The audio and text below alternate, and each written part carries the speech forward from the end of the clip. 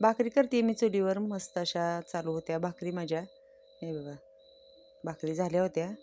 तर भाजी काय बनवायची ह्या विचारात होते. तर म्हटलं आधी भाकरी तरी बनवून घ्याव्या.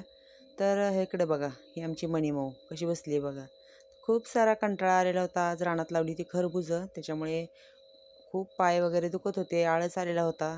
मग तरी म्हटलं स्वयंपाकाला काही सुट्टी नाही. आत्याने छान अशा शेंगा फोडल्या. त्यांना पण खूप कंटाळा आला होता, पण तरी पण शेंगा फोडल्या.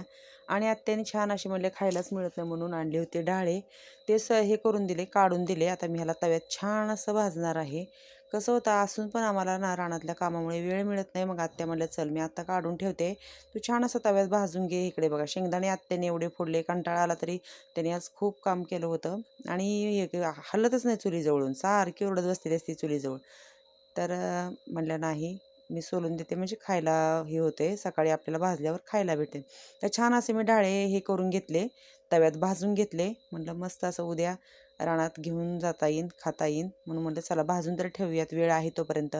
तर भाजी काय बनवायची, भाजी काय बनवायची ह्या विचारात मग डोक्यात पटकन आलं की चला खूप दिवस झालं पिठलं बनवलेलं नाही आहे. मग छान असं बनवलं चुलीवरचं, मस्त असं झणझणीत पिठलं, मिरची, शेंगदाण्याचं कूट, लसूण आणि नंतर वरून घातली छान अशी कोथिंबीर. असं बनवलं छानपैकी. शेवटला आरावरती ठेवलं बनवून पिठलं. आणि गणेशला कोथिंबीर आवडत नाही. इकडे छान असं दूध गरम करायला ठेवलं आणि तव्यात असे सगळे हे कोवळे हरभरे भाजून ठेवले उद्यासाठी खायला. तर तुम्ही असं करता का, भाजता का? तर खूप छान लागतात असे भाजलेले तव्यातले हरभरे. आणि गणेशला आवडत नाही कोथिंबीर म्हणून काय केलं, थोडंसं बेसन काढून घेतलं वाटीमध्ये आणि म्हटलं तो ओरडत बसेल. आणि हे आता उद्याच्या सकाळची तयारी. चवळी भिजत घालायची आहे, मटकी भिजत घालायची आहे भाजीसाठी. मोड मटकी मग खूप छान लागते. म्हटलं चला तयारी करून घेऊया, भिजत घालूया. तर कसं वाटलं माझा रात्रीचा ह्याचा चुलीवरचा स्वयंपाक मला नक्की कमेंटमध्ये सांगा. तर भेटूया अशाच एका नवीन व्हिडिओमध्ये.